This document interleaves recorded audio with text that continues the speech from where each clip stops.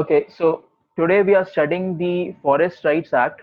Forest Rights Act important हो जाता है इस साल के लिए और क्यों इम्पोर्टेंट हो जाता है वो भी जानना जरूरी है कि ये क्यों इम्पोर्टेंट है। तो last year in 2000 last year in 2019 Supreme Court order came और सुप्रीम कोर्ट का एक वर्डिक भी आया जिसमें सुप्रीम कोर्ट ने बोला कि जितने भी रिजेक्टेड क्लेम्स हैं all over India in different states, जो शेड्यूल्ड ट्राइब्स के हैं, जो फॉरेस्ट ड्वेलर्स के हैं, जो भी रिजेक्ट हो चुके हैं क्लेम्स लैंड फॉरेस्ट लैंड के ऊपर, उन सारे जो लैंड्स हैं उनको खाली कराया जाए, उसमें इविक्शन हो तुरंत।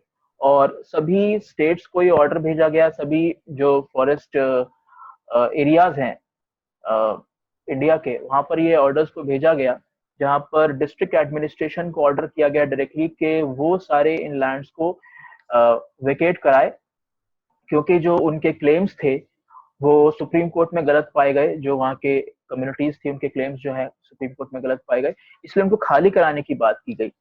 Right, so what today we are studying is the Forest Rights Act of 2006, and the complete name of this act is the Scheduled Tribes and Traditional Forest Dwellers Recognition of Forest Rights Act 2006. In short, we'll call it Forest Rights Act 2006, और I'll say FRA। ठीक है, तो FRA आज हम discuss करेंगे, क्योंकि last year supreme court की तरफ से ऑर्डर आया कि उन सारे जो क्लेम्स हैं उनको रिजेक्ट कर दिया गया है, उनको उनको खाली कराया जाए लैंड्स को, वहाँ पे जो कम्युनिटीज रिसाइड कर रही हैं, क्योंकि उनके क्लेम्स गलत थे। और इसकी वजह से फॉरेस्ट कम्युनिटीज में बहुत ज्यादा इसका अपोजिशन हुआ और बहुत सारी जगह पर प्रोटेस्ट हुए from the side of tribal groups and some of the pressure groups from tribal areas। वहां से बहुत ज्यादा प्रोटेस्ट झेलना पड़ा, और ये जो प्रॉब्लम हुई है लास्ट ईयर, ये एक लॉन्ग लास्टिंग प्रॉब्लम भी है, बिकॉज बहुत जगह पर देखा गया है कि क्लेम्स सही नहीं है कई जगह पर, और कई जगह पर यह भी देखा गया कि अवेयरनेस की कमी थी, जिसकी वजह से वो क्लेम सही तरीके से नहीं कर पाए। ठीक है, तो ये सारी चीजें हम लोग पढ़ेंगे आज। फॉरेस्ट राइट्स एक्ट 2006 के अंडर में मैं जो मेन बातें करूंगा वो होंगी, फर्स्ट ऑफ ऑल इससे पहले क्या था, हिस्ट्री क्या है इस फॉरेस्ट राइट एक्ट की, क्यों बनाया गया। दूसरी चीज इसके कुछ फीचर्स। ठीक है, उसके बाद कुछ इंपॉर्टेंट डेफिनेशंस जो इस एक्ट के अंदर हैं, जो कि एग्जाम्स में पूछी जा सकती हैं। ठीक है, जैसे फॉरेस्ट ड्वेलर्स कौन होते हैं, ठीक है, जो हमने नाम में देखा कि ट्रेडिशनल फॉरेस्ट ड्वेलर्स हैं, तो ये कौन है। ठीक है, और डिफरेंट डिफरेंट टर्म्स जो यूज हुई है। इसके बाद the type of rights which are discussed in the act, forest rights act. तो एफआरए के अंदर कौन कौन से राइट्स हैं, वो क्लासिफिकेशन क्या है वो देखेंगे। उसके बाद क्लेम्स कैसे किए जाते हैं, और क्लेम कॉम्पनसेशन या क्लेम के जो राइट्स हैं वो किस तरह से इंप्लीमेंट किए जाते हैं, कि किस लैंड पे आप क्लेम कर रहे हैं, कौन कौन सी कम्युनिटीज क्लेम कर रही हैं, और उस क्लेम का प्रोसीजर क्या है और इम्प्लीमेंटेशन कैसे होता है। Then we'll see the importance of this act.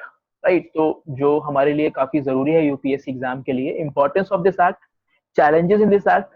Right, challenges और क्रिटिसिज्म में एक साथ लूंगा, और उसके बाद दी वे फॉरवर्ड, किस तरह से हम आगे काम कर सकते हैं। तो ये सारा आज का पूरा सेशन रहेगा इस पे।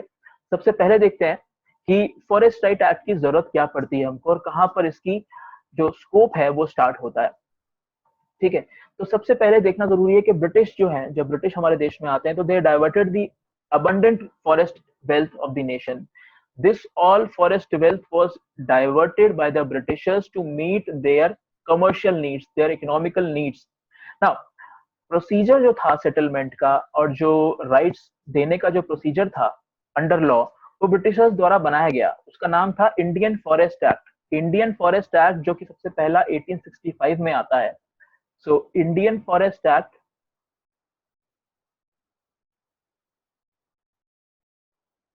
1865 में ब्रिटिशर्स लाते हैं, जिसमें क्लेम सेटलमेंट, जो फॉरेस्ट ट्राइब्स रह रही हैं, जो शेड्यूल्ड ट्राइब्स रह रही हैं, उनके क्लेम्स किस तरह से सेटल किए जाएंगे, उनके लिविंग प्रोसीजर्स, जो उनके वहां पर ओनरशिप प्रोसीजर्स होंगे वो किस तरह के होंगे। तो उसके लिए इंडियन फॉरेस्ट एक्ट बनाया गया 1865 में, जो कि बाद में अमेंड होता है इन 1894,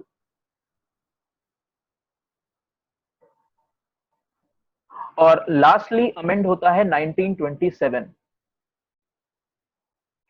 तो जो हमारे पास फाइनली अभी तक जो एक्ट काम कर रहा था टिल 2006, वो था इंडियन फॉरेस्ट एक्ट 1927 का। 1927 का बना हुआ एक्ट हमारे यहाँ पर अभी तक काम कर रहा था जब तक हम लोग एफआरए नहीं लेकर आए थे। ठीक है, तो this particular thing is important, 1927 वाला। अभी प्रॉब्लम क्या थी कि जो इसके जितने भी प्रोविजंस थे इस एक्ट के, 1927 वाले एक्ट के, वो बहुत ही कम फॉलो किए जाते थे। तो this particular act was rarely followed, right. तो डाइवर्जन लैंड का हो रहा था कमर्शियल नीड्स के हिसाब से, इकोनॉमिकल नीड्स के हिसाब से, पर जो ओनरशिप राइट्स थे, जो rights of forest dwelling communities थी, शेड्यूल्ड ट्राइब्स थी, उनको फॉलो नहीं किया जा रहा था। एंड इनका जो इकोसिस्टम है, कंप्लीट इकोसिस्टम, जहां पर ये जो ट्राइब्स हैं और जो ड्वेलर्स हैं वो in harmony with natural resources रहते हैं, उस हार्मनी को डिस्टर्ब किया जा रहा था particular by this particular act का जो इग्नोरेंस था, इसका जो रिलक्टेंस था, उसकी वजह से ये जो डिस्टर्बेंस था इस पूरे इकोसिस्टम में वो हो रहा था। तो इसका इसका जो फॉलो हो रहा था वो रेयरली फॉलो हो रहा था। इसके बाद सबसे पहले जो राइट्स रिकॉग्नाइज किए गए, दी राइट्स वर फर्स्ट रिकॉग्नाइज्ड, पहली बार जो राइट्स को रिकॉग्नाइज किया गया इंडिपेंडेंट इंडिया में,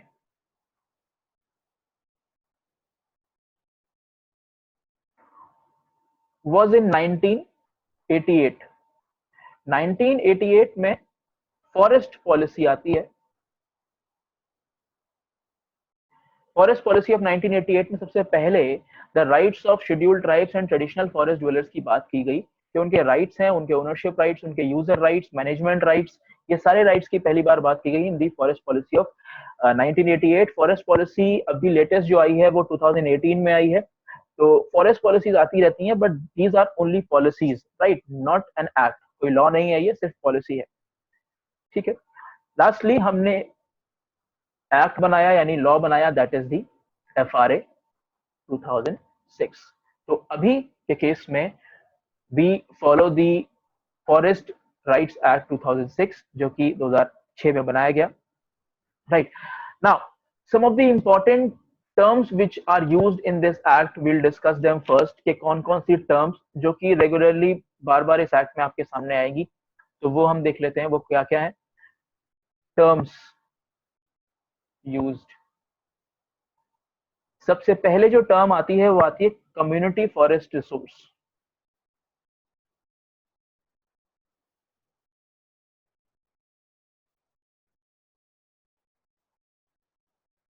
कम्युनिटी फॉरेस्ट रिसोर्स, इसका मतलब होता है कि जो कस्टमरी कॉमन फॉरेस्ट है या जो लैंड है फॉरेस्ट का किसी भी विलेज में, या फॉरेस्ट विलेज ही कहा जाए, तो उसकी जो बाउंड्रीज होती हैं उसके अंदर जो भी क्रॉप्स हैं या जो भी लैंडस्केप है, मान लीजिए कोई हिल है, तो उस हिल पे जो आ, उस हिल जो है वो, या फिर कोई भी रिवर अंदर बह रही है, वो भी क्या माने जाएंगे, वो कम्युनिटी फॉरेस्ट रिसोर्स माने जाएंगे। यानी जो बाउंड्रीज हैं किसी फॉरेस्ट की, या जो भी कस्टमरी या ट्रेडिशनल बाउंड्रीज हैं किसी फॉरेस्ट की, उसके अंदर जो भी रिसोर्स है will be used by the community residing inside the forest। तो this is called the community forest resource। अभी इसमें कौन कौन सी कम्युनिटीज आती हैं और कौन कौन से फॉरेस्ट आते हैं, जैसे कि wild life sanctuaries, national parks,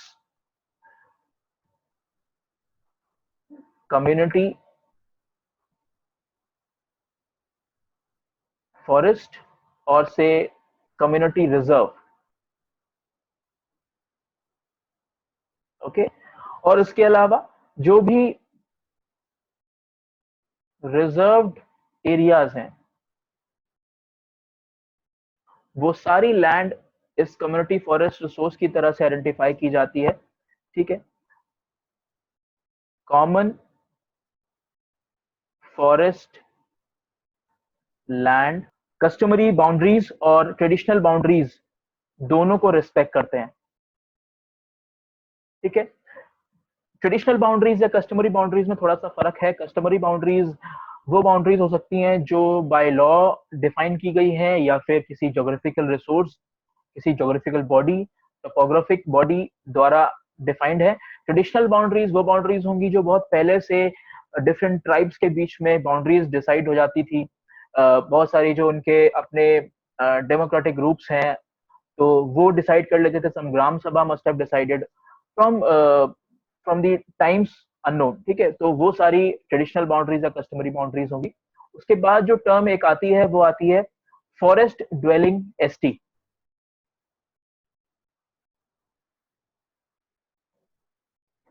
forest dwelling scheduled tribe. Forest dwelling scheduled tribe उनको बोला गया है जो पर्सन या ग्रुप जो किसी फॉरेस्ट लैंड में रहते हैं या उस फॉरेस्ट लैंड पे डिपेंडेंट है फॉर देयर लाइवलीहुड नीड्स। तो ग्रुप्स और पर्सन्स लिविंग और डिपेंडेंट ऑन फॉरेस्ट लैंड्स, ठीक है, फॉर लाइवलीहुड,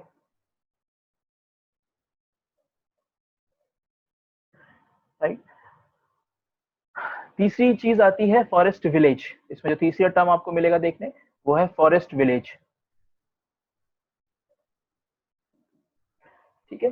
तो forest village as a name suggest, जो कोई भी फॉरेस्ट एरिया है उसके अंदर कोई छोटा सा विलेज है, कोई लैंड है जो विलेज के रूप में, हैमलेट है छोटा सा, या कुछ घर बने हुए हैं तो उसको विलेज डिक्लेयर कर दिया गया है, वहां पे ट्राइब रहती है तो उसको हम बोलेंगे फॉरेस्ट विलेज। सबसे पहले डिक्लेयर करने की पावर होती है forest department of state government,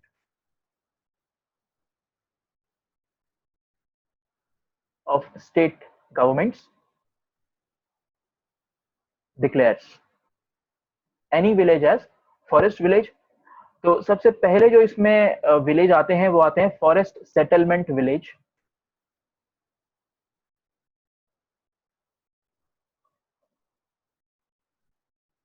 दूसरा इसमें आता है forest demand holdings.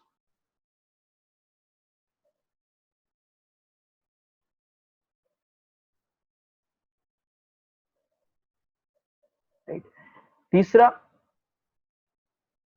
Taungya settlements, ठीक है, तोंगया सेटलमेंट या तोंगया विलेज।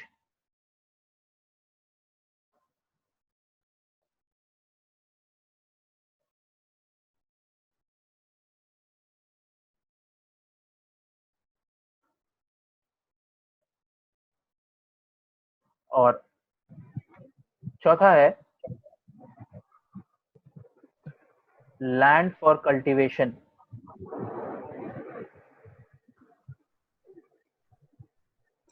इन फॉरेस्ट,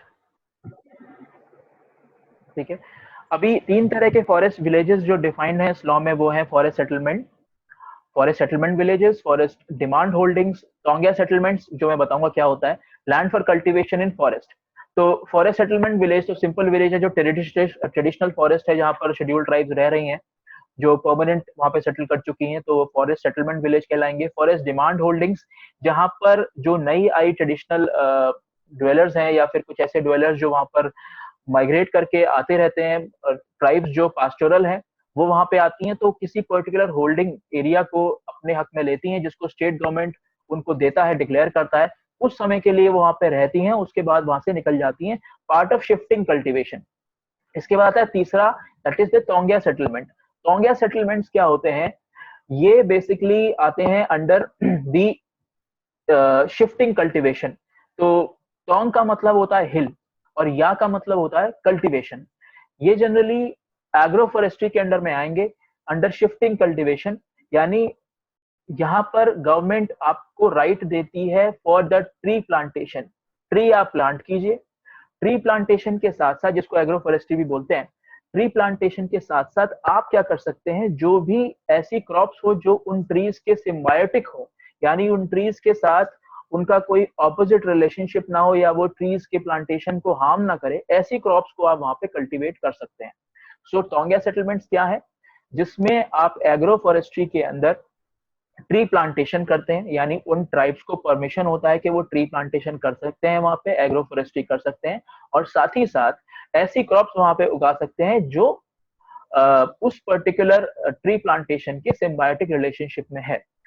ये तोंगिया सेटलमेंट्स 1896 से चलते आ रहे हैं, यानी under the colonial rule taungya settlements को परमिट किया गया था। फॉरेस्ट में ऐसी पास्टोरल ट्राइब्स आया करती थी जो शिफ्टिंग कल्टीवेशन प्रैक्टिस करती थी, वो वहां पर प्लांटेशन करती थी, पेड़ लगाती थी और साथ ही साथ ऐसी क्रॉप्स को उगाती थी जो उन पेड़ों के, उन प्लांटेशंस के सिम्बायोटिक रिलेशनशिप में है। तो 1896 में ये शुरू हुआ था। उसके बाद प्रेजेंटली ये बहुत सारे जो स्टेट्स हैं वहां पे फॉलो किया जाता है, और स्पेशली उन ट्रीज के नाम लिखे हुए हैं तोंगिया सेटलमेंट्स के जो राइट्स हैं उसके अंदर लिखा हुआ है कि कौन कौन से ट्रीज के साथ आप कौन कौन सी क्रॉप्स लगा सकते हैं।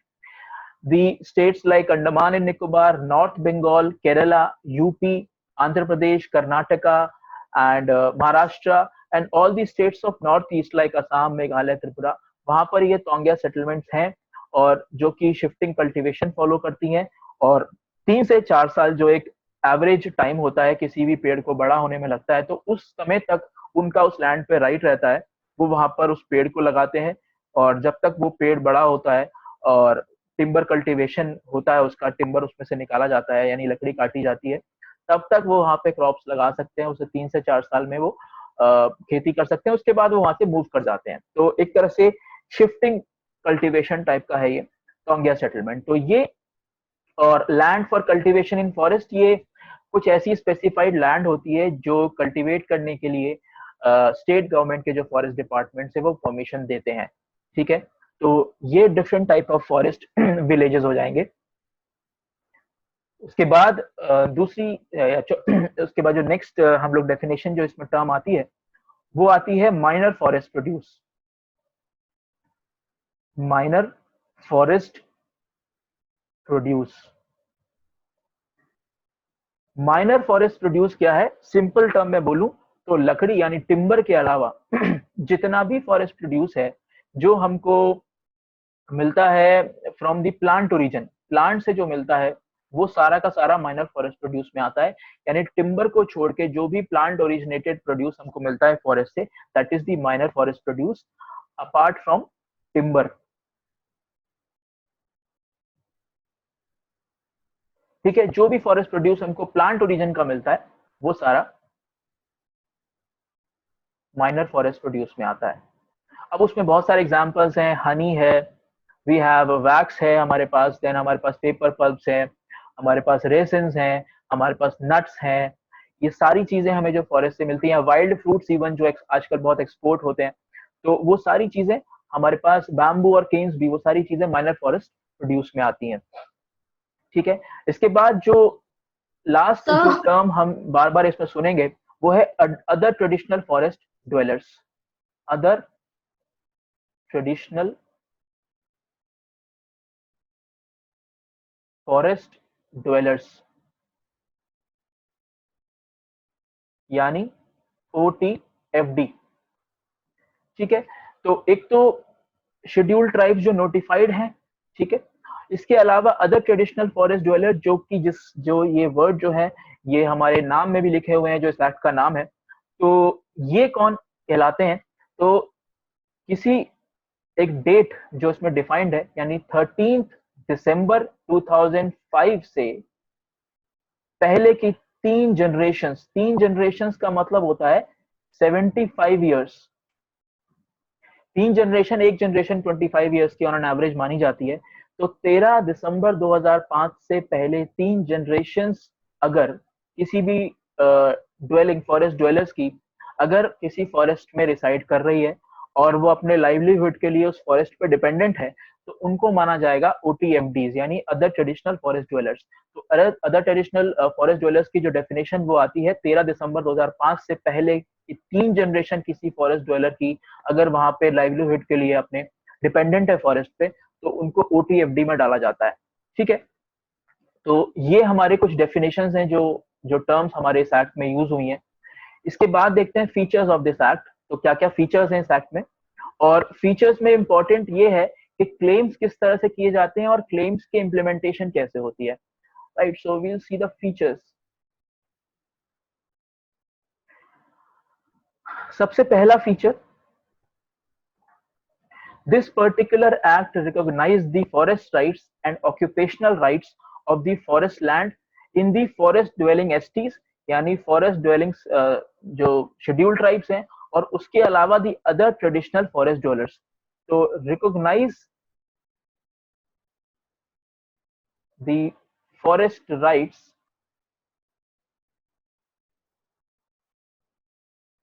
of OTFD जो मैंने अभी बताया आपको, and FDST.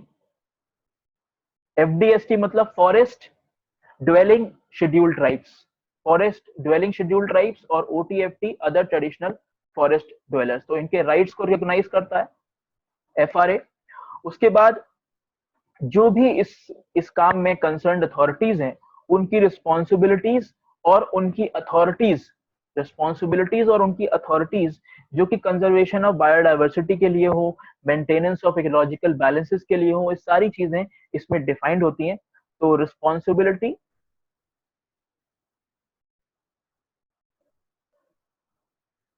and authority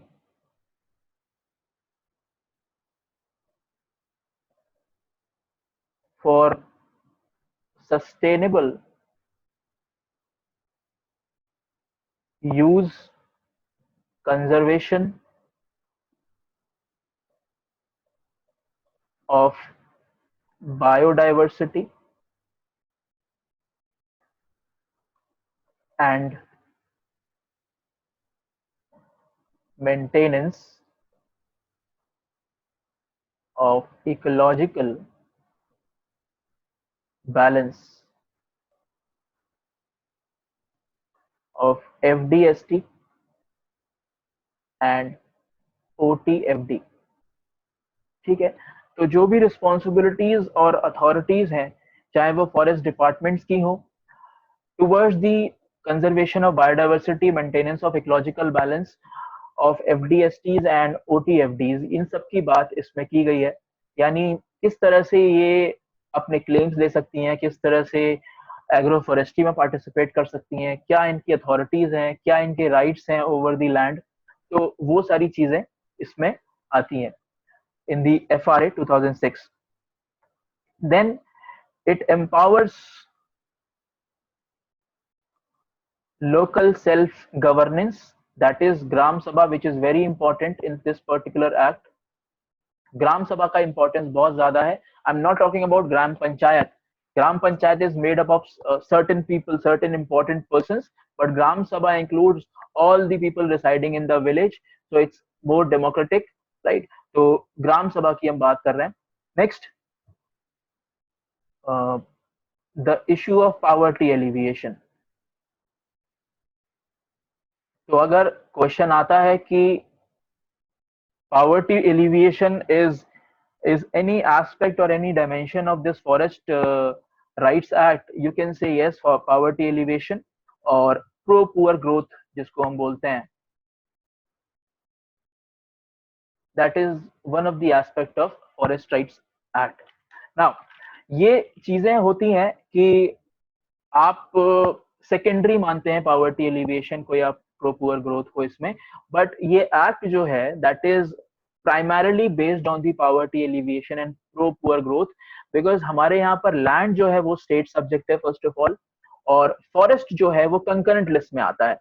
तो अगर state government land ownership, land transfer, land rights के ऊपर या लैंड रेवेन्यू के ऊपर कुछ एक्ट बनाती है और उसके ऊपर फॉरेस्ट और सस्टेनेबल डेवलपमेंट के लिए सेंट्रल गवर्नमेंट कोई एक्ट बनाती है और दोनों ही जगह लैंड एक इंपॉर्टेंट इशू बनता है, तो उस केस में जो प्रो पुअर जो भी प्रोविजंस होंगे, ऐसे प्रोविजंस जो पावर्टी एलिवेशन के लिए काम कर रहे होंगे या उनके लाइवलीहुड को सस्टेनेबल बना रहे होंगे, वो प्रोविजंस प्रिवेल कर जाते हैं, चाहे वो क्या बोलते हैं स्टेट गवर्नमेंट के लॉज के हो, चाहे वो सेंट्रल गवर्नमेंट के लॉज के हो. यानी यहाँ पर जो बोनाफाइड मेजर्स हैं वो लिए जाएंगे.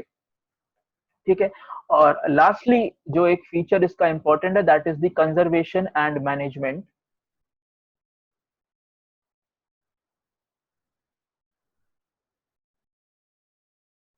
Of natural resources.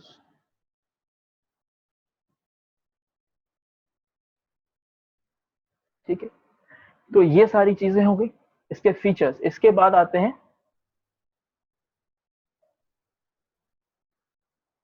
राइट्स पे।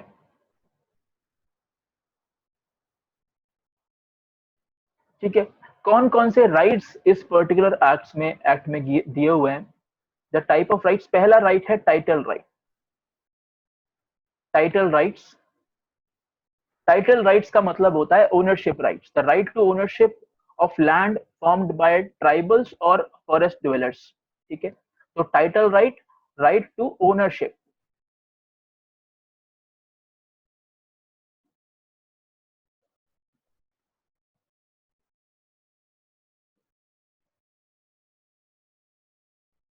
फार्म्ड बाय,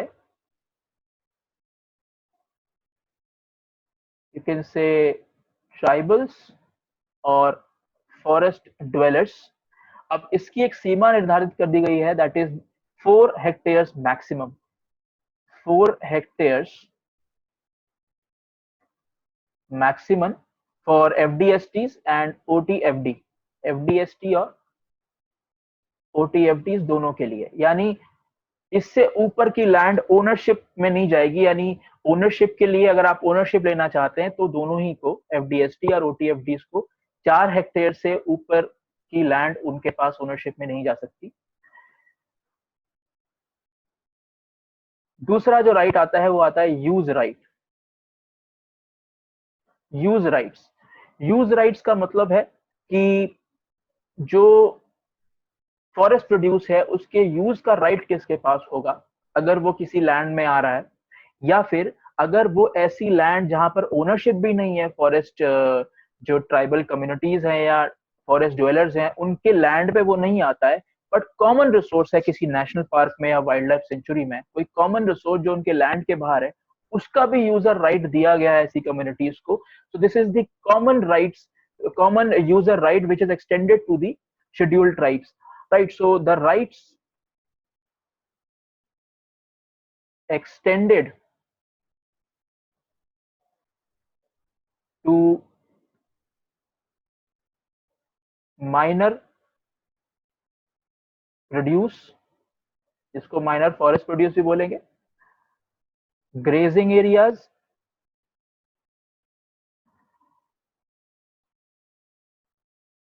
पास्टोरलिस्ट रूट्स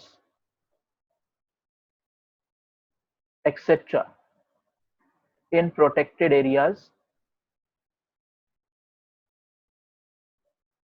ठीक है, तो इस तरह के जो माइनर फॉरेस्ट प्रोड्यूस है जो कि किसी के लैंड में या फॉरेस्ट विलेज का पार्ट नहीं है, ग्रेजिंग करने का एरिया जहां पर ग्रेजिंग करते हैं एनिमल्स, या फिर पास्टोरलिस्टिक रूट्स यानी जहां पर जो ट्राइब्स माइग्रेट करती हैं, जिस टाइम पे जो नोमैडिक ट्राइब्स होती हैं उनके जो माइग्रेशन के रूट्स हैं जो कि किसी के फॉरेस्ट में नहीं आते हैं, उनका भी राइट जो है वो एफडीएसटीज और ओटीएफडीज को दिया गया है। ठीक है, तीसरा जो राइट है वो है रिलीफ और development right. Relief and development,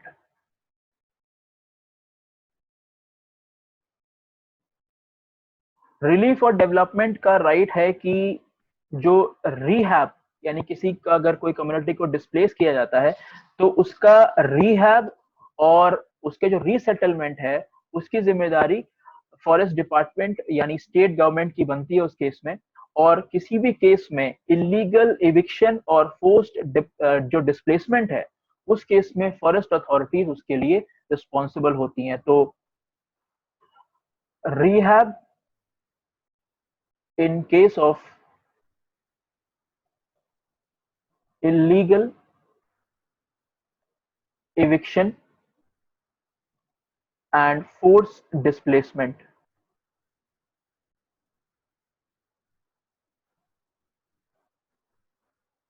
ठीक है, तो ये फॉरेस्ट प्रोटेक्शन के अंदर आएगा, यानी गवर्नमेंट उसको उसको रिहैब करेगी, रीसेटल करेगी। अगर इलीगल एविक्शन हुआ है, कोर्ट ने उसको इलीगल ठहराया है, तो उस केस में रिहैब और डेवलपमेंट का राइट भी उस पर्टिकुलर कम्युनिटी का बनता है। Fourth and last right is the forest management right. So this right is based on the protection, regeneration and conservation and manage any community forest, किसी भी कम्युनिटी फॉरेस्ट के पूरे उसके प्रोटेक्शन, उसके मैनेजमेंट, और जो उसका जो भी माइनर और मेजर फॉरेस्ट प्रोड्यूस है उसके मैनेजमेंट के ऊपर बेस्ड रहता है ये पर्टिकुलर राइट। तो I will just right 3 keywords over here: protect, regenerate, conserve and manage the community forest resource।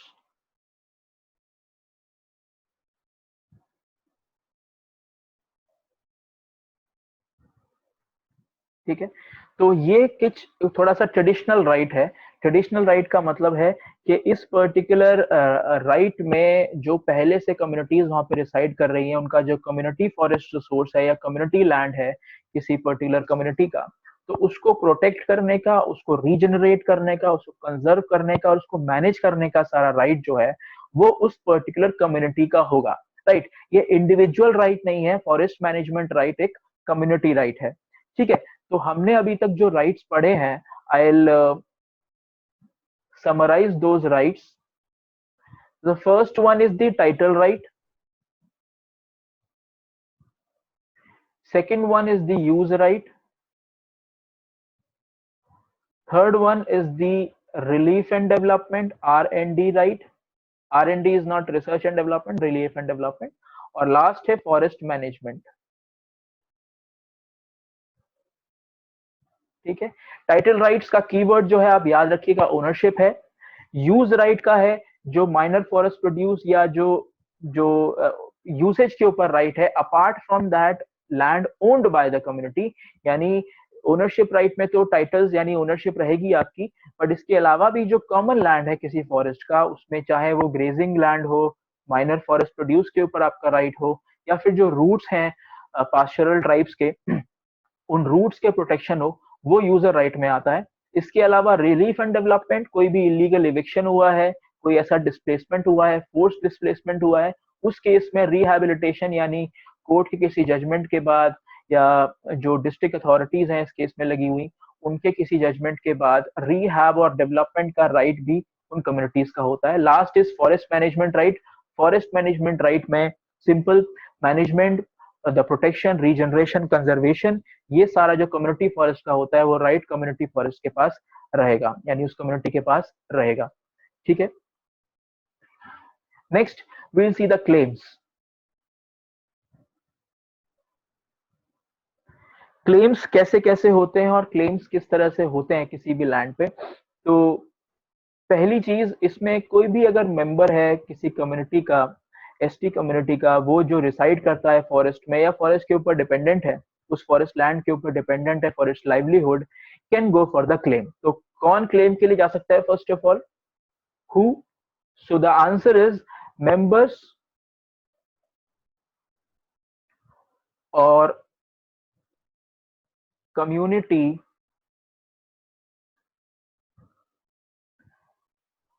of FDST and OTFD residing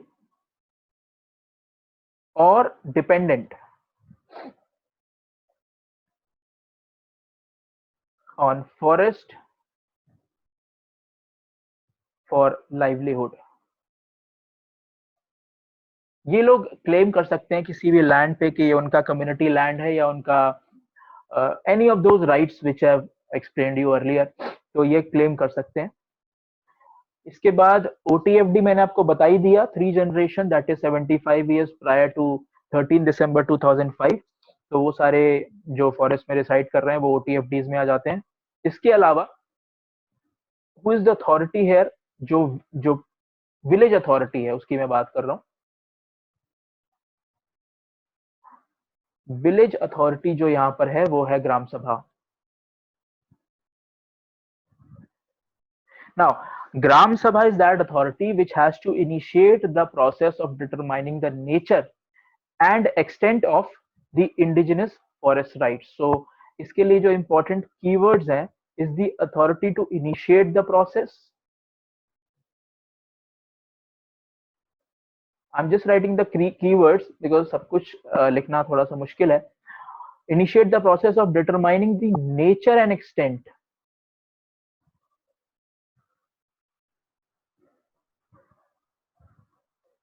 of indigenous forest.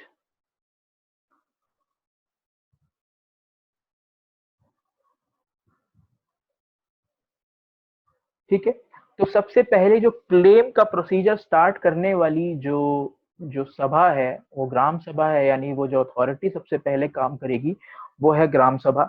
अब इस केस में दो तरह के राइट्स हो सकते हैं. एक को हम बोलते हैं इंडिविजुअल फॉरेस्ट राइट. ठीक है, इसमें दो तरह के राइट्स हो सकते हैं. एक तो इंडिविजुअल फॉरेस्ट राइट्स जिसको आप IFR बोलते हैं,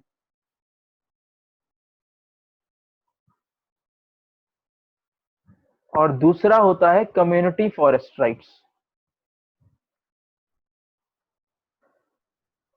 कम्युनिटी फॉरेस्ट राइट या इंडिविजुअल फॉरेस्ट राइट, तो किसी भी इंडिविजुअल का अगर फॉरेस्ट राइट है जो कि इंडिजिनस है वहां पर, तो वो उसका भी राइट ग्राम सभा उसको दिलाती है. क्लेम जो है उसका क्लेम फॉर्मेशन, कितने कितने एरिया में क्लेम है भी कि नहीं है, बिकॉज ग्राम सभा इज ट्रूली डेमोक्रेटिक.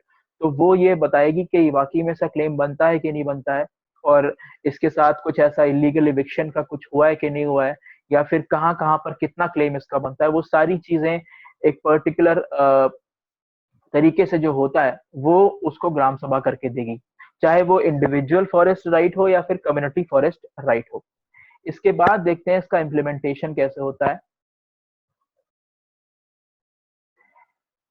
तो इम्प्लीमेंटेशन प्रोसीजर जो है वो एग्जैक्टली जो लॉ में दिया हुआ है उस पर मैं नहीं जाऊंगा, बट जो लेमन टर्म्स मैंने समझा है इसको मैं वही आपको बताऊंगा. सबसे पहले इसमें ग्राम सभा इनिशिएट करती है प्रोसेस को. जैसे मैंने आपको बताया कि ग्राम सभा इनिशिएट्स, यहाँ पे याद रखना, I am not talking about the gram panchayat. कुछ खास लोग नहीं, पंच नहीं, सरपंच नहीं होते हैं, पर पूरी ग्राम सभा यानी पूरे जो गांव के लोग हैं वो इसमें डेमोक्रेटिकली पार्टिसिपेट करते हैं. सब लोग अपना ओपिनियन रखते हैं और वो जो वोटिंग वगैरह होती है उसके हिसाब से मेजोरिटी जो भी बोलती है उसके बाद फैसला होता है. तो जो इनिशिएशन होता है प्रोसेस का, उसको करती है ग्राम सभा, जिसमें असेसमेंट होता है, असेसमेंट ऑफ राइट्स, यानी कितना उसका राइट है किसी कम्युनिटी का या किसी इंडिविजुअल का, उसका असेसमेंट करती है. उसके सामने दो तरह के असेसमेंट होते हैं. पहला assessment who's cultivating the land, और दूसरा what minor produces are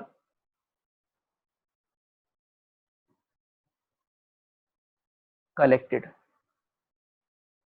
यानी जब असेसमेंट कर रही है ग्राम सभा तो उसमें दो चीजों का ध्यान रखा जाएगा. पहला सवाल उठता है कि कौन कल्टीवेट कर रहा है लैंड को, यानी कितने समय से और कौन कल्टीवेट कर रहा है किसी पर्टिकुलर लैंड को, कोई इंडिविजुअल है या कोई पर्टिकुलर कम्युनिटी है जो कल्टीवेट कर रही है. और दूसरी सवाल होता है कि कौन कौन से माइनर प्रोड्यूसर्स जो है वो कलेक्ट किए जा रहे हैं. माइनर प्रोड्यूसर्स मैंने आपको बता दिए, हनी, लाख, वैक्सेस, रेसेंस, नट्स जो भी हैं वो सारे माइनर प्रोड्यूसर्स. तो दो तरह के सवालों को वो पहले टारगेट करती है. दूसरी इम्प्लीमेंटेशन में आगे का जो कार्रवाई होती है, जो ग्राम सभा होती है वो उस पूरे असेसमेंट को, जो पूरा क्लेम का असेसमेंट है उसको लिखित में लिखकर वो आगे पास ऑन करती है तालुका और सब डिवीजन लेवल पर. तो ग्राम सभा है राइट GS. ग्राम सभा पासेस सच रेजोल्यूशन, इस जो रेजोल्यूशन प्रिपेयर किया है ग्राम सभा ने, सच रेजोल्यूशन जो मैंने आपको बताया रिटर्न में, to taluka and sub division. ठीक है, तो तालुका और सब डिवीजन में पास ऑन करती है. ये दोनों जो लेवल्स हैं बहुत इंपॉर्टेंट हैं, और इन दोनों ही लेवल्स में अगर फॉल्स क्लेम हो रहा है, किसी को लगता है उसके साथ इनजस्टिस हो रहा है या कम्युनिटी ने उसकी बात सही से नहीं सुनी है, जो असेसमेंट का प्रोसीजर है वो गलत था, तो यहाँ तक तालुका और सब डिवीजन लेवल पे वो जाकर क्लेम कर सकता है, वो चाहे कम्युनिटी हो या फिर वो इंडिविजुअल हो। तो claim is possible at both these levels, ठीक है, right. Now there is a sub division committee. Sub division committee जो इस रेजोल्यूशन को स्टडी करती है, या हम बोले असेसमेंट ऑफ रेजोल्यूशन,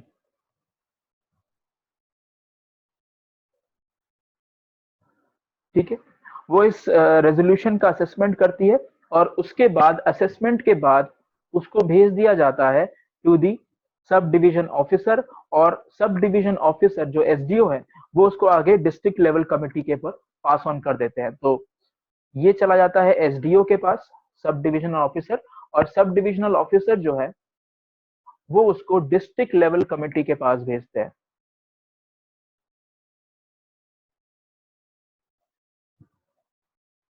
ठीक है। डिस्ट्रिक्ट लेवल कमेटी जो है वो फाइनल डिसीजन लेती है किसी भी पर्टिकुलर क्लेम का। जो फाइनल डिसीजन होगा वो डिस्ट्रिक्ट लेवल कमेटी लेती है, और यहां तक from here to hair,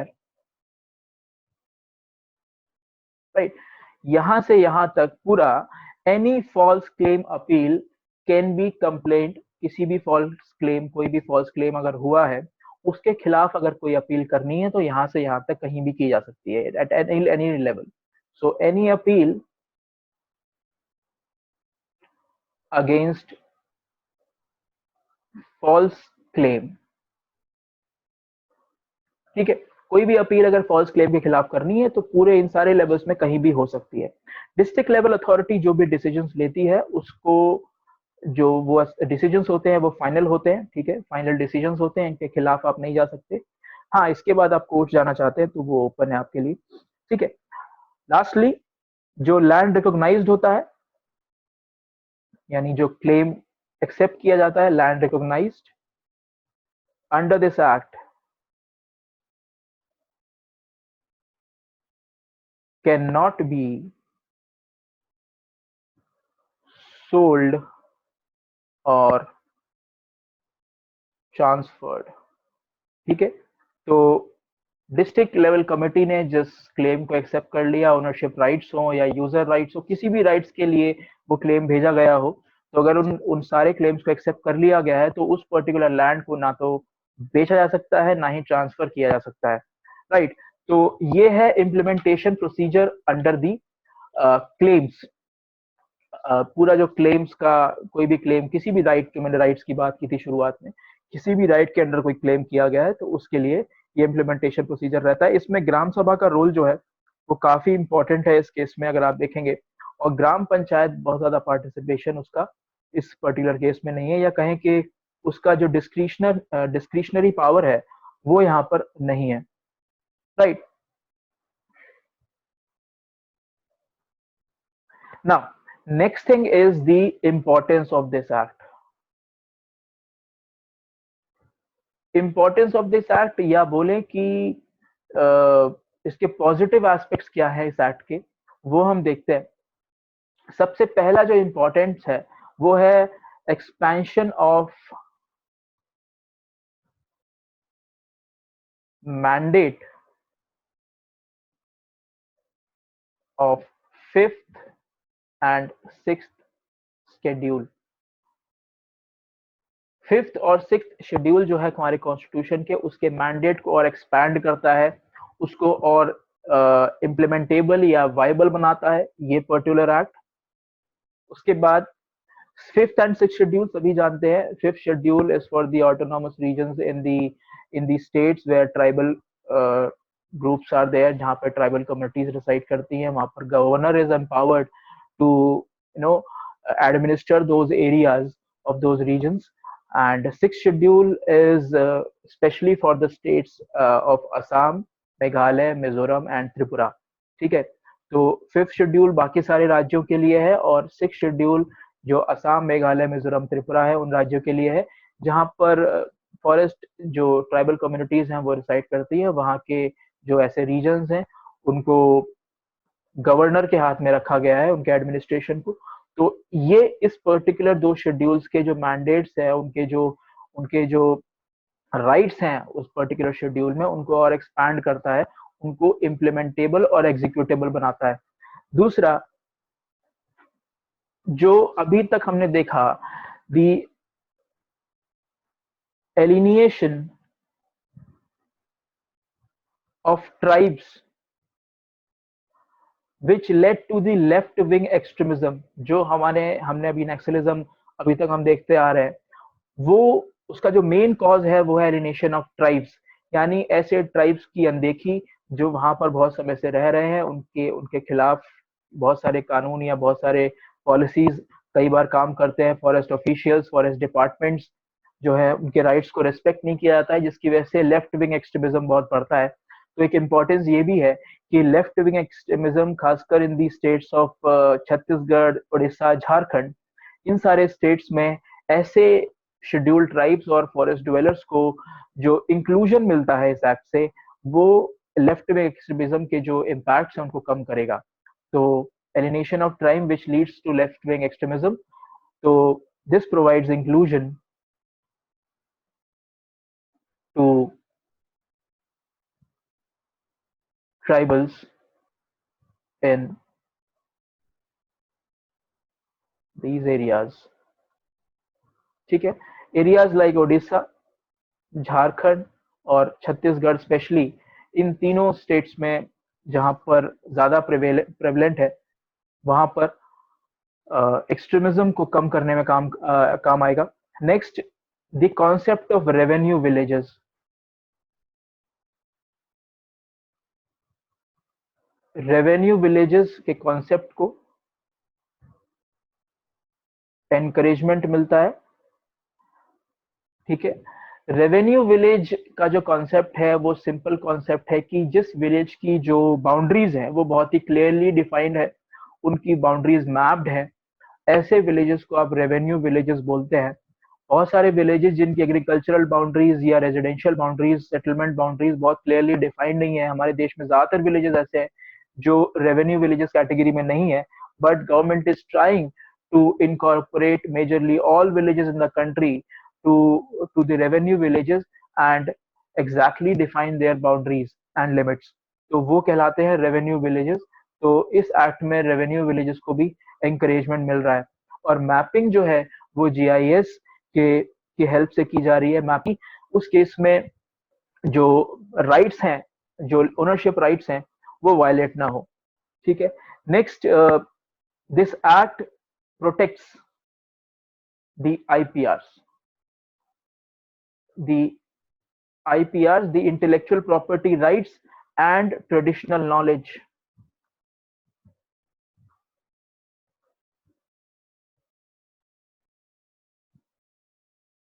This Act protects the intellectual property rights and traditional knowledge which is related to the cultural diversity.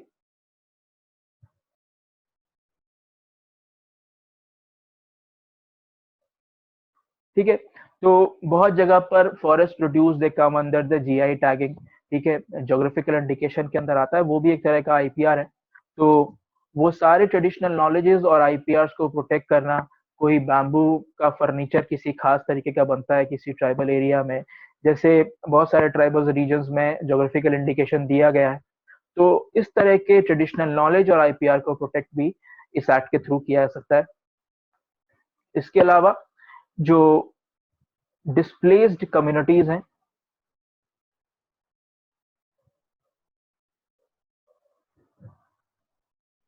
उनके राइट्स को प्रोटेक्ट कर सकते हैं।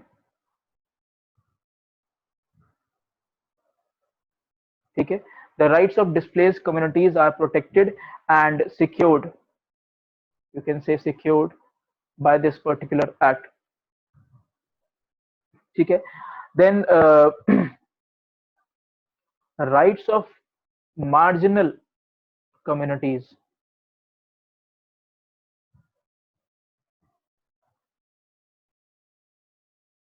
Rights of marginal communities is chosen over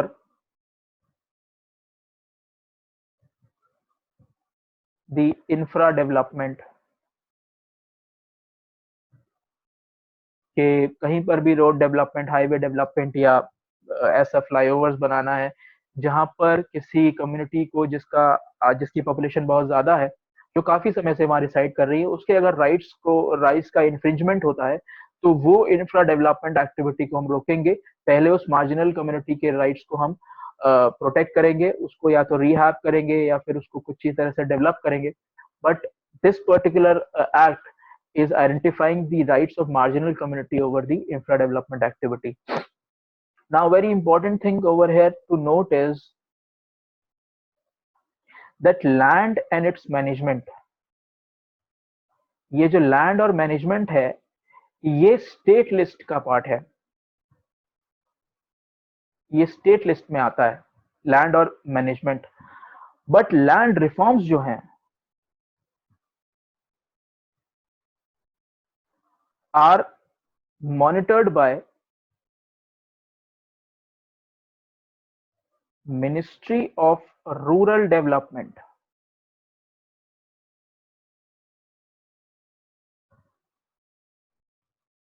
और इसके अंदर एक डिपार्टमेंट है मिनिस्ट्री ऑफ रूरल डेवलपमेंट के अंदर, that is the department of land resources, right. So department of land resources, तो ये डिपार्टमेंट मॉनिटर करता है कि लैंड मैनेजमेंट और लैंड का जो डाइवर्सिफिकेशन हो रहा है वो सही तरीके से हो रहा है कि नहीं हो रहा है। तो ये यहाँ पर इंपॉर्टेंट चीज है, ये नोडल एजेंसी है, नोडल मिनिस्ट्री है सेंट्रल गवर्नमेंट की, जो इस पर्टिकुलर चीज को, लैंड एंड मैनेजमेंट को ओवरलुक करती है या मॉनिटर करती है। तो ये इंपॉर्टेंट आप देख लीजिएगा, right. Now next thing we'll see the challenges. Challenges क्या क्या है? पहला चैलेंज है इलीगल एंक्रोचमेंट।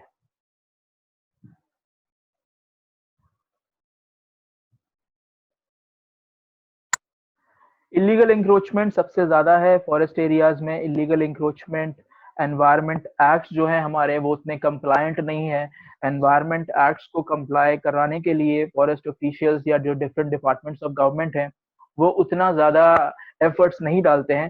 तो इसके लिए ये जो हमारा फॉरेस्ट राइट्स एक्ट है, ये कहीं ना कहीं बहुत ज्यादा, जो एनवायरमेंट प्रोटेक्शन एक्ट है या जो वाइल्ड लाइफ प्रोटेक्शन एक्ट है, उन सब से इंटरलिंक्ड है, और जो हमारी फॉरेस्ट पॉलिसीज हैं उनसे भी इंटरलिंक्ड रहता है। तो कहीं ना कहीं उनका कंप्लायंस होना बहुत जरूरी है, right. So I will write only the few keywords over here. Compliance of other acts, that is environment protection act, wildlife protection act, etc., is necessary। क्योंकि अगर आप बायोडाइवर्सिटी प्रोटेक्शन नहीं कर पाते हैं और एनवायरमेंट प्रोटेक्शन एक्ट के compliance नहीं सही से कर पाते हैं या फिर वाइल्ड लाइफ प्रोटेक्शन एक्ट को कंप्लाई नहीं कर पाते हैं, तो एक तरह से वो डायरेक्टली लिंक जो है वो इसके फॉरेस्ट कम्युनिटीज, जो ट्राइबल कम्युनिटीज रह रही हैं, उनके लाइवलीहुड पर असर पड़ता है और फिर वो माइग्रेट या फिर डिस्प्लेस करना शुरू करती हैं। ठीक है, तो ये एक बहुत बड़ा चैलेंज है। दूसरा चैलेंज जो है, tribals are not big vote banks. Tribals बहुत बड़े वोट बैंक्स नहीं हैं, यानी ज्यादातर स्टेट्स में गवर्नमेंट जो है वो बहुत ही आसानी से फॉरेस्ट राइट एक्ट को इग्नोर कर देती हैं, रिलक्टेंट होती हैं इसके लिए। तो ये फॉरेस्ट ऑफिशियल्स और जो फॉरेस्ट डिपार्टमेंट्स हैं अलग अलग गवर्नमेंट्स के अंडर में, अलग अलग स्टेट्स में, वो बहुत ही ज्यादा इग्नोरेंट हैं towards the rights of tribals, because they are not the big vote banks. तो ये भी एक वजह है कि political parties, they generally ignore these kind of rights, right? Next challenge is lack of awareness in gram sabha and forest officials। Lack of awareness का मतलब है ग्राम सभाओं के पास, जैसे मैंने आपको बताया क्लेम जो हम लोग इम्प्लीमेंटेशन देख रहे थे, उसका प्रोसीजर देख रहे थे, तो ग्राम सभाओं के पास उतना टेक्निकल नो हाउ नहीं होता है, नॉलेज नहीं होती किस तरह से क्लेम को लिखा जाएगा, किस तरह से उसकी डॉक्यूमेंटेशन होगी, और डॉक्यूमेंटेशन भी इसमें बहुत ही हेक्टिक है, बहुत ही ज्यादा कॉम्प्लिकेटेड है। तो ग्राम सभाओं के पास उतनी अवेयरनेस नहीं है कि किस तरह से इस चीज को ओवरलुक किया जाएगा, कौन कौन से पैरामीटर्स को ध्यान में रखा जाएगा जब आप क्लेम को उस रेजोल्यूशन को पास कर रहे हैं अपने ग्राम सभा में, और वो रेजोल्यूशन किस तरह से भेजा जाएगा टू द तालुका लेवल और द सब डिविजनल लेवल। तो ये अवेयरनेस, ये टेक्निकल नॉलेज की कमी ग्राम सभा के पास भी होती है और फॉरेस्ट ऑफिशियल्स के पास भी होती है। वो कहीं ना कहीं ये देख नहीं पाते हैं किस तरह से क्लेम्स रखे जा रहे हैं in the sub division level और डिस्ट्रिक्ट अथॉरिटीज के पास। तो ये सारे चीजें इसमें एक तरह से ऑब्स्टिकल है। खास करके फॉरेस्ट ऑफिशियल्स को ये लगता है कि जो फॉरेस्ट राइट्स एक्ट है ये इंक्रोचमेंट को रेगुलराइज करने के लिए है, रादर वेलफेयरिस्टिक है। यानी फॉरेस्ट ऑफिशियल्स को ये वेलफेयरिस्टिक कम लगता है, बट वो इंक्रोचमेंट को रेगुलराइज करने में लग जाते हैं कि हर किसी जो भी फॉरेस्ट ड्वेलर्स अगर आए हैं वो ज्यादा तहकीकात उसकी इन्वेस्टिगेशन नहीं करते हैं कि कब से रह रहा है, कितनी जनरेशन से रह रहा है। वो सोचते हैं कि ये इसको रेगुलराइज कर दो, इसकी इंक्रोचमेंट को वैलिड बना दो, कोई दिक्कत नहीं है। तो वेलफेयर उसमें कहीं ना कहीं काउंटर हो जाता है और सभी का वेलफेयर उसमें नहीं देखा जाता है। तो ये एक ऐसा केस बनता है कि जहां पर अवेयरनेस की कमी की वजह से हम वेलफेयरिस्टिक नहीं हो पा रहे हैं और हम बस रूल्स और रेगुलेशंस को फॉलो करने में लगे हुए हैं, राइट। तो ये एक चैलेंज है। उसके बाद जो अगला चैलेंज आता है वो reluctance from the side of forest officials.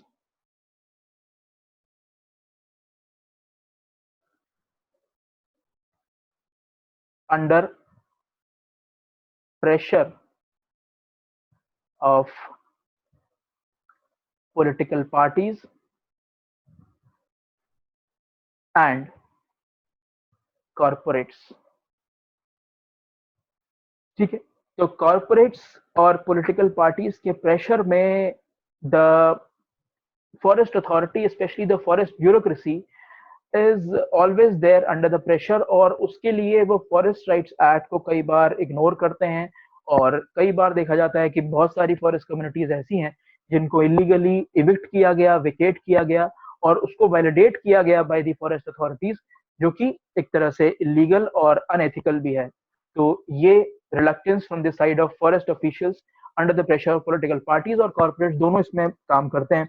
Corporates land acquisition के केस में आते हैं जहां पर इंफ्रास्ट्रक्चर बिल्डिंग या फिर ऐसा कुछ इंडस्ट्री लगाना है वहां पर इलीगल इविक्शन होता है जिसको वैलिडेट किया जाता है फॉरेस्ट ऑफिशियल्स द्वारा। इसमें एक एग्जांपल आप देख सकते हैं बैगास का।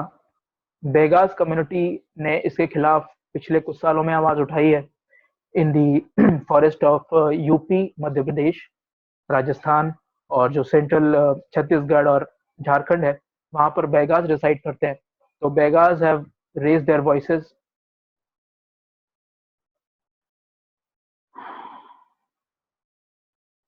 ठीक है, तो जस्ट एन एग्जांपल। ठीक है, next, rough mapping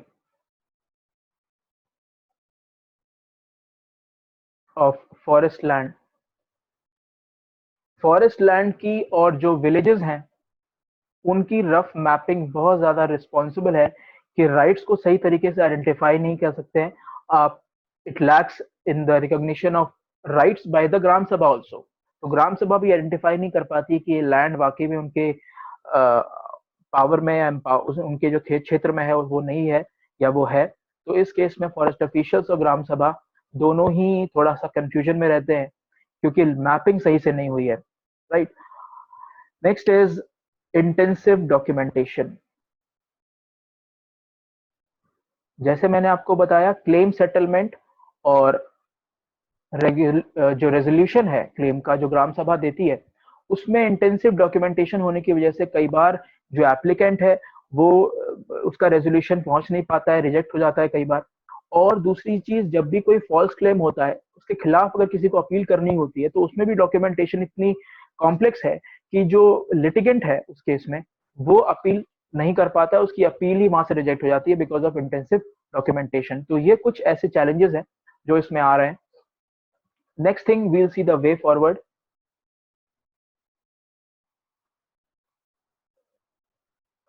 Now, the first way forward, the first solution is the empowerment of all these gram sabhas,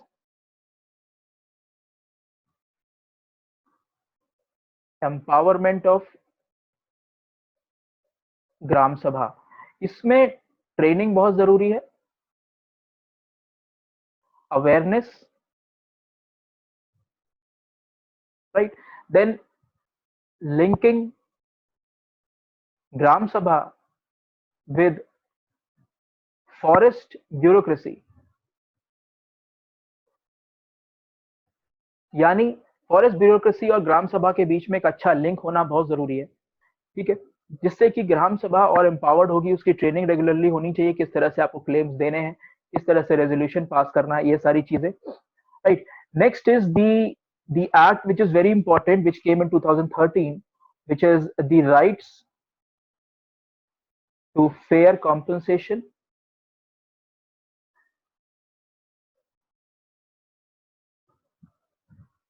and transparency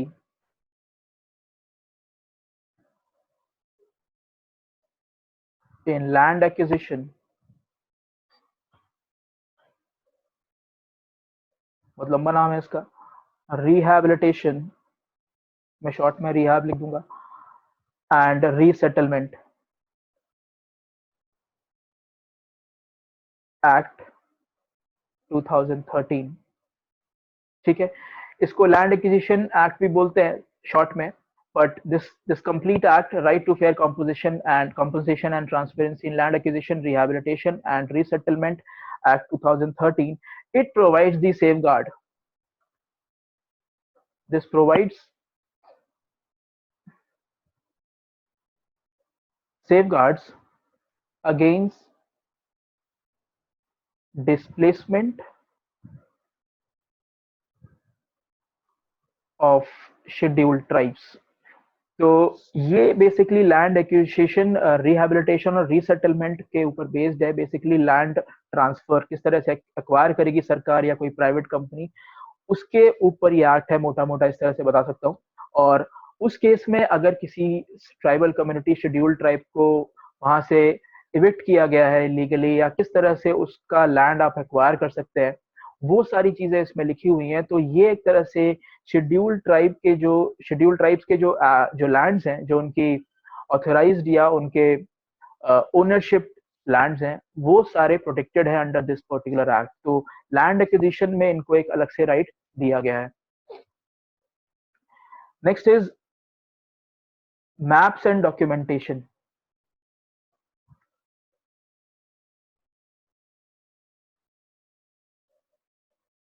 made simple. तो डॉक्यूमेंटेशन को बार बार जो नए फॉरेस्ट पॉलिसीज हमारे आते हैं उसमें हर बार हम ये देखते हैं कि मैपिंग पे जोर दिया जा रहा है, खासकर कि जो रेवेन्यू विलेजेस हैं उन पे जोर दिया जा रहा है। यानी बार बार आपको न्यूज में देखने मिलेगा कि किसी स्टेट गवर्नमेंट ने 4-5 विलेज अभी फिर से उनको रेवेन्यू विलेजेस घोषित कर दिया है, यानी उनकी बाउंड्रीज को डिमार्केट कर दिया है। तो रेवेन्यू विलेजेस और मैपिंग को और सिंपल बनाना, डॉक्यूमेंटेशन को और सिंपल और ल्यूसिड बनाना, ये सारा बहुत जरूरी है, राइट। इसमें आप जीआईएस का यूज कर सकते हैं, ठीक है। Next is awareness. जो अवेयरनेस इन ग्राम सभा, तो वो मैं बता ही चुका हूं पहले भी, राइट। इसमें अवेयरनेस इन दी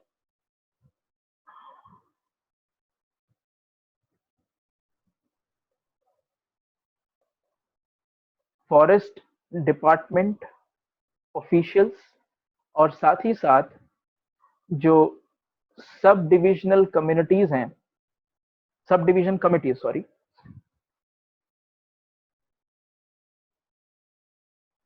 उनमें अवेयरनेस की बहुत ज़रूरत है। बिकॉज अगर आप उनको अवेयर नहीं करेंगे कि क्या आपके क्षेत्रों में क्या चल रहा है, इसमें सेंट्रल गवर्नमेंट का रोल बढ़ जाता है कि सब डिवीजन कमिटीज जो हैं स्टेट गवर्नमेंट के अंदर में काम करती हैं। तो किस तरह से अवेयरनेस फैलाई जाए फॉरेस्ट डिपार्टमेंट ऑफिशियल्स में और सब डिवीजन कमिटीज में कि वो ग्राम सभा के हित में, उनके इंटरेस्ट में काम करे, वो बहुत ज़रूरी है। Next, detailed strategy under forest policy. National forest policy. तो जो रेगुलरली नेशनल फॉरेस्ट पॉलिसीज हमारे देश में बनती हैं, उसके अंदर में डिटेल स्ट्रैटेजी होनी चाहिए, किस तरह से आप कैपेसिटी बिल्डिंग कर सकते हैं ग्राम सभाओं में, और किस तरह से कैपेसिटी बिल्डिंग कर सकते हैं in the forest department, sub divisional committees, district committees, किस तरह से आप ज्यादा एफर्ट डाल सकते हैं कि जो काम है, जो भी क्लेम सेटलमेंट है, इम्प्लीमेंटेशन है, वो जल्दी हो जाए और ज्यादा से ज्यादा कनेक्टेड रहे ग्राम सभा और सब डिविजनल कमिटीज। तो उसके लिए a detailed strategy should be laid down in every national forest policy. और फॉरेस्ट राइट एक्ट को इम्प्लीमेंट करने के लिए किस तरह से फॉरेस्ट पॉलिसीज के अंदर, जो पुरानी फॉरेस्ट पॉलिसीज है उनके अंदर चेंजेस कर सकते हैं। 1988 में फॉरेस्ट पॉलिसी आई, उसके बाद कई बार फॉरेस्ट पॉलिसीज आ चुकी हैं, 13 में आई, उसके बाद 2018 में आई। तो हर फॉरेस्ट पॉलिसीज में इस चीज का ध्यान रखना चाहिए कि ग्राम सभा को किस तरह से आप जोड़ेंगे with the subdivision or the district committees or authorities, right? So this was all about the Forest Rights Act, and I guess I have touched all the aspects of the Forest Rights Act. कुछ चीजें are very much linked with the Land Acquisition Act and the Environment Protection Act or the National Forest Policy or the Wildlife Protection Act. तो काफी चीजें जो है similar हैं। जैसे wild life protection act में हमने बात की थी कि वाइल्ड लाइफ सेंचुरी और नेशनल पार्क के अंदर ओनरशिप राइट्स हमेशा जो शेड्यूल्ड ट्राइब्स हैं या फॉरेस्ट ड्वेलर्स हैं उनके बने रहेंगे। तो ऐसी चीजें आपको कई और एक्ट से भी मिल जाती हैं। तो सिंक्रोनाइजेशन बहुत जरूरी है, चीजों का सिंक होना, और जो बायलैटरल एक तरह से ये चीजें काम करती हैं between sub division committees and the gram sabha. तो किस तरह से बायलैटरली और ट्राइलैटरली आप सिंक बना सकते हैं, रिलेशन को अच्छा कर सकते हैं, उसकी बात इसमें जरूर करनी है जब भी इसका आंसर लिखना है। ठीक है, so I must finish this. Thank you. Goodbye.